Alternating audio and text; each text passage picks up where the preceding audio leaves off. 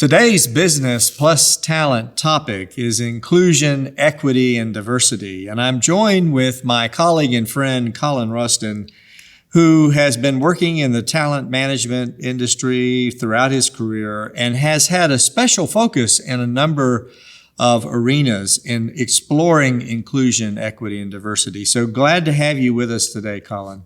Glad to be with you, Roger.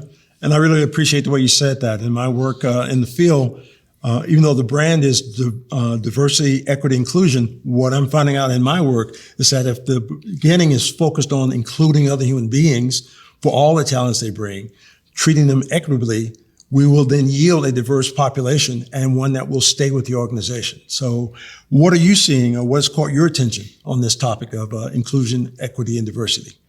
It's interesting to hear that frame, Collin, because as I've heard you say in other settings, obviously diversity, equity, inclusion hasn't gotten us where we need to be. So we need to rethink this framing, rethink this formula. And clearly, when we look at all host of studies of the last decade, we see over and over again that when organizations try to force diversity, it has negative outcomes. When organizations require diversity education, it tends to have negative outcomes throughout the organization, not just on individuals of color, but all elements in the organization. They simply do not respond well to the sort of forced education around this topic.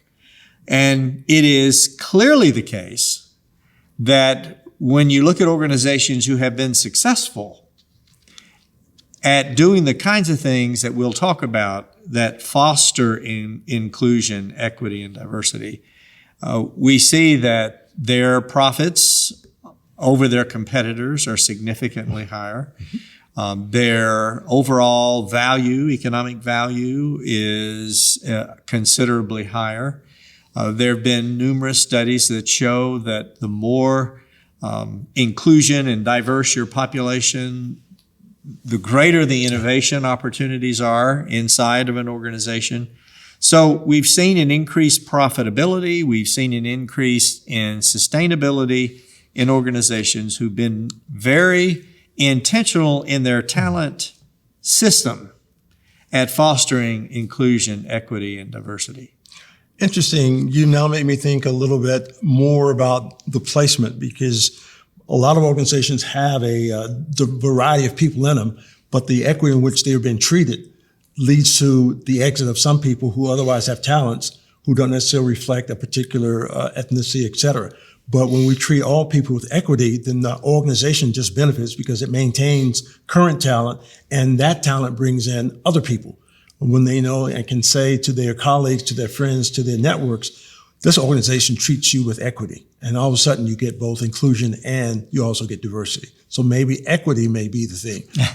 Treating those we have well now, this is a thought, and seeing what that yields for us instead of trying to go after the other two ends of bringing in people who are not included, or trying to bring in people who are just of a diverse nature and background.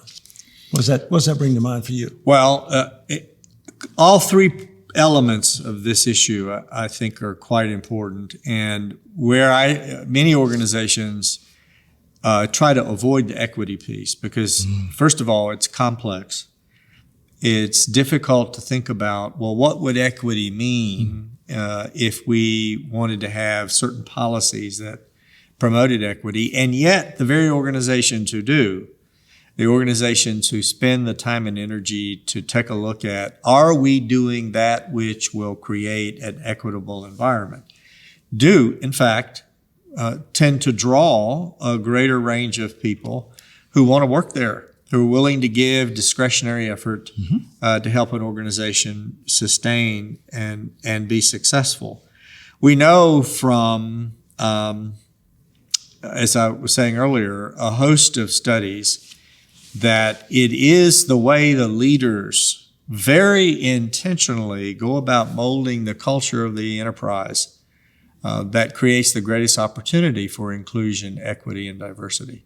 I agree with that 100%. Are there other characteristics of a comprehensive talent system that will enhance maintaining current populations as well as increasing the diversity and the inclusion of other talents that are now being needed? Well, a very important part of the equation is how you set up your effort to recruit talent. Okay. And doing it in a way that eliminates as many biases as possible becomes extremely important. So we train people at TalentTelligent on behavioral interviewing with a very systematic and intentional method to help reduce as much noise, if you will, in the selection process of talent. And so that the focus is on the talent. And the focus is on the capabilities that people are going to bring into the enterprise. As I mentioned earlier, at the top, we need leaders who are going to work at molding the culture. We also need managers who are very intentional about being respectful in their communication and who have on their agenda finding ways to make sure that their teams are as diverse as possible, because it's in the diversity of the team that more ideas get generated. Better solutions are typically found when teams are more heterogeneous. And that is to the benefit of the operation. And of course, at the individual contributors level, when the message is we have a culture of inclusion, and that's a part of being a good citizen in this culture. And being a good citizen in the culture is one of the expectations, is one of the practices that you have in mind and you're communicating that in the operation. You are much more likely going to move your operation in the direction where inclusion, equity, and diversity is a reality. The leaders at the top must communicate the vision about a culture that is going to promote inclusion, equity, and diversity. And what is striking to me is, and the moment I say this to business leaders, they instantaneously understand, anything that stands in the way of you accessing and utilizing the best talent is really to constrain the organization. So you want a talent management system that removes barriers, because any barrier that's there denies the organization the talent that is going to be essential for sustainability. You're reminding me that in every existing organization, as we shift toward the development of talent or finding out within our population who wants to develop beyond their current state, and giving them an equal opportunity or an equitable opportunity to really train to be better.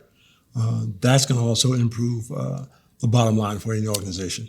And indeed, having a total talent management system that says, I want to look at the whole.